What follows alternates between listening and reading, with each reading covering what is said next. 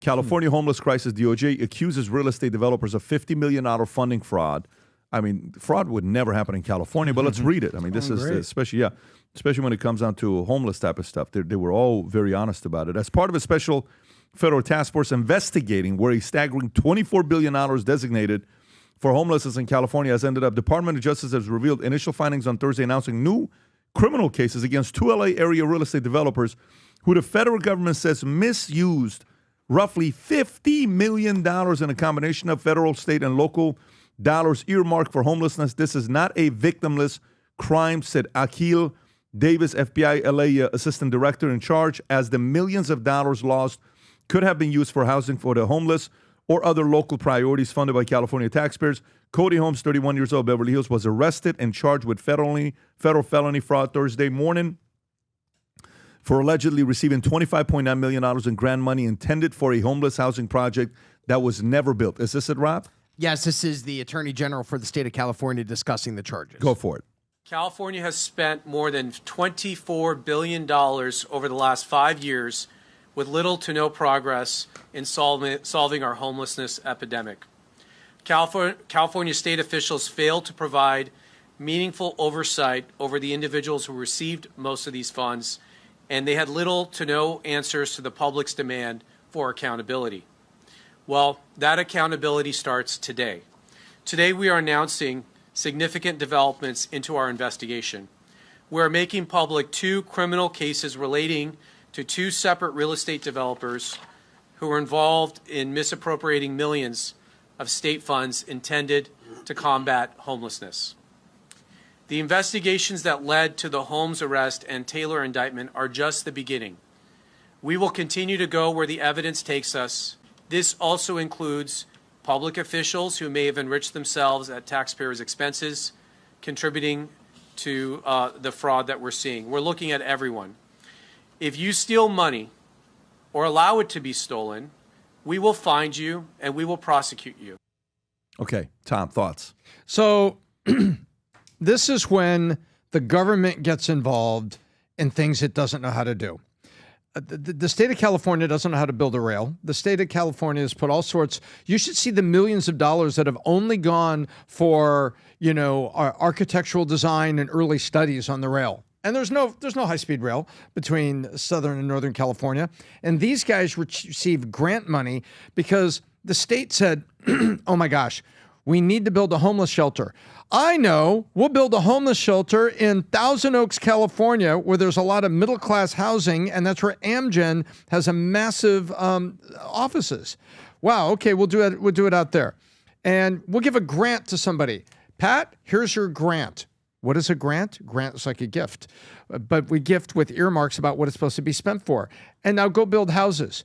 Instead of saying, hey, let's get all the developers together. That's one developer, right? Let's get all the developers together and say, what would help you guys build houses faster?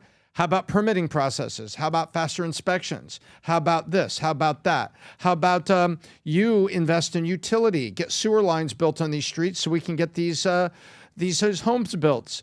Got it. So I could do that and you guys could build. But instead, the state goes to these guys and gives them a bunch of money to build homes. The far more efficient thing to do would be to reduce the friction so that all kinds of developers could be building.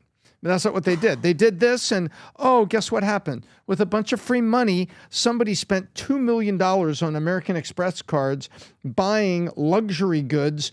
Basically, they went to the mall and they spent $2 million on American Express. Unbelievable. And that's what this guy is. And I'm not making this up. I'm saying according to the indictment, according to what's been brought forth, he used up to $2 million of it toward American Express cards. And the name of it was Shangri-La Industries. It doesn't even sound like a serious business name. And he received a grant. And this is not a victimless crime, they say. No. You're boneheads. This is the wrong way to do it. Go upstream and say, hey, what are the odds that maybe these builders don't build it? What are the odds that these builders maybe misappropriate it or just give themselves a bigger profit per house? What are the odds? I would say those odds are pretty high.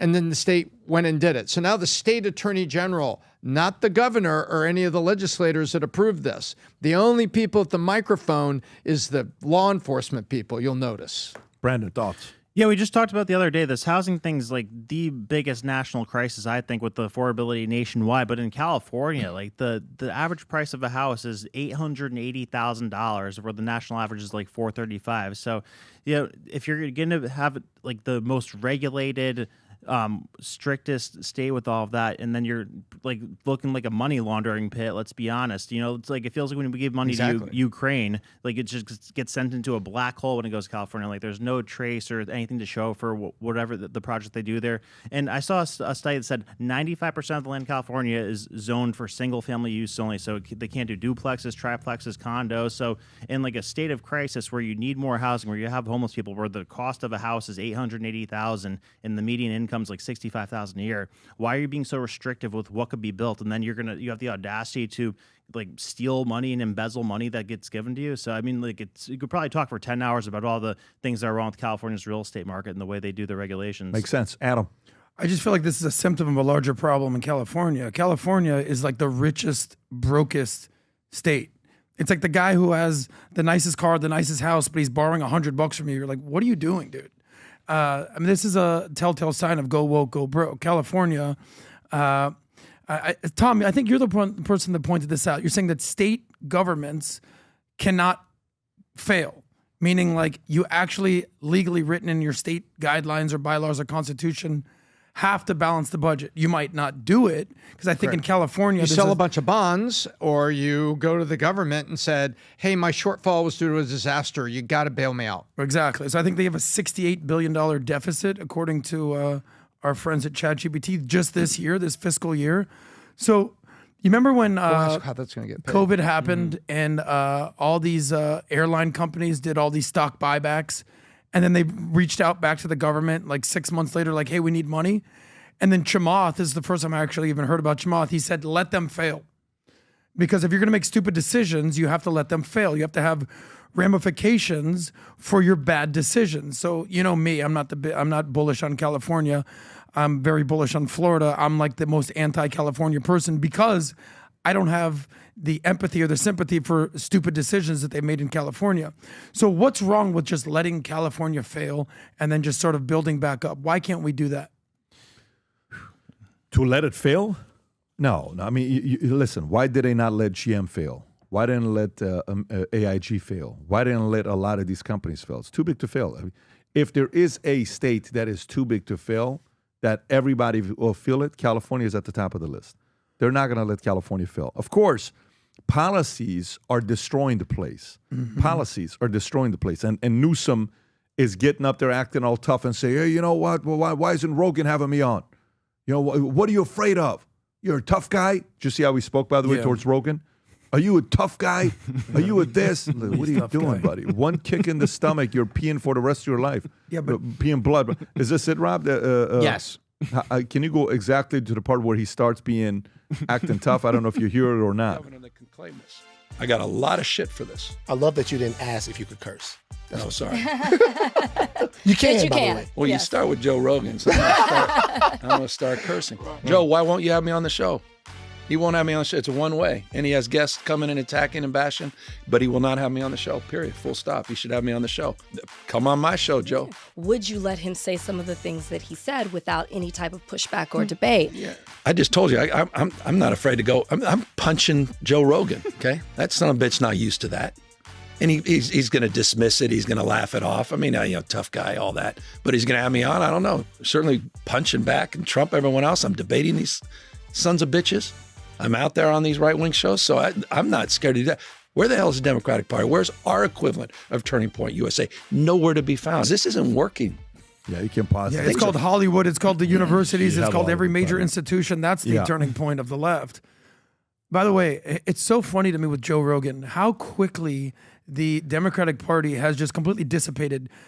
10 years ago, maybe even less than that, Joe Rogan was a Bernie Sanders supporter. Mm-hmm. Can we just stop there for a second and recognize Joe Rogan was a progressive leftist almost. And because of the ridiculous ideology of people like Gavin Newsom, literally pushing Joe Rogan out of California, he's now a quote unquote right-winger extremist. Yeah. So at some point they're gonna have to look in the mirror and be like, maybe we've created these issues and they're just responding to our ridiculousness, not the other way around. That's how I perceive Gavin Newsom on this account. Yeah, I mean, listen, again, badly, but going back to when you said, why don't you just let them fail? You can let them fail. This is a great thing about politics, to see what happens and who's going to come in and replace Newsom in California. Of course, most likely it's going to be somebody on the left, but what things are going to change, I don't know. Adam Carolla was giving some thoughts on who he sees going there and changing things up. We're going to see what's going to happen with California. But the fact that this type of money is being funneled into guys that are just taking $50 million just tells you how politics are being treated in California today. If you run a business, if you're in the hunt, you know what business is. It truly is a war. You just heard me tell this story about ChatGPT and Google going to war together. You know, for a web browser war that's taking place, business is war. The more you realize is people are trying to take market share away from you. If you are somebody that's running a business and you've never purchased any of the businesses war, there's businesses war hat, sweaters, shirts. If you're looking at it right now, there's different colors, the gold ones, you got the mugs. And then also all the way at the bottom, if you love the Tommy, is it up there yet, Rob, or no? Do we have the ones for Tom's mugs yet or no? I don't know if they do or not. There is, put the Words Talks, if that's up there. And this one here. If you love Tom, $10. Add that Words Talk number scream. Listen, I am curious to know how many of you guys go pick up this, mug right here, Words Talk number scream. We definitely look at the numbers afterwards. Go to vtmerch.com, Business is War. You'll see it all the way at the top and on the cover of it where it says that. And then just type in Words Talk. You'll find a mug as well. Anyways, aside from that, the other announcement I want to make to you is the following. Rob, if you can go to America Business Forum website, don't go down yet. This is possibly the greatest star-studded list of speakers they've ever put together. It's an event that's coming up in Miami. You got President Trump speaking. You got Messi speaking. I can't think of the last time he was at an event speaking. He's going to be interviewed. You got Will Smith being interviewed. Go to the next one. You got Nadal, one of the greatest tennis players of all time. Javier Milei, Argentina president. You got Jamie Dimon. Wow. Go to the next lineup. You have Patrick Bet-David. Who's that guy? Oh, wow. That's Patrick Bet-David. Wow. I'll be speaking at the American Business Forum. You got Stefano Domenicali, who is the president and CEO of Formula One.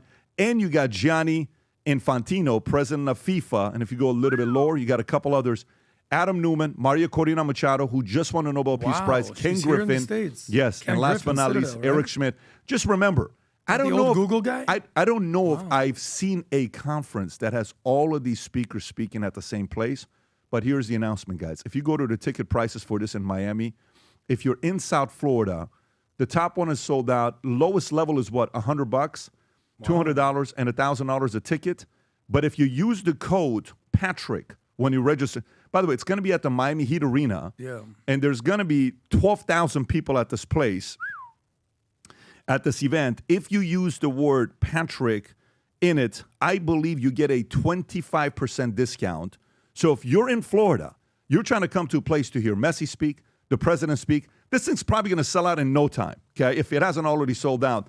If you want to hear Messi, Jamie Dimon, Ken Griffin, everybody, and Trump. network with others, President Trump, I would highly recommend, even if you get the nosebleed seats, upper bowl, $100, 25% discount, $75, or the silver at $200, or the gold early bird floor seats, I would highly recommend you go to America Business Forum, get registered, get yourself a ticket before this thing sells out. It's possibly, there's different types of business events to be put together. There are those that you go to learn, there's a manual you're learning how to, and there's those you go to learn from 20 different speakers. I don't know if there's ever been an event put together with a lineup of speakers like this one that range from politics to business to sports to Hollywood, all of it. If you're looking to be around other people and network, I think this date is going to be what, Rob? November, coming up soon. November 5th and 6th. There you go. November 5th and 6th.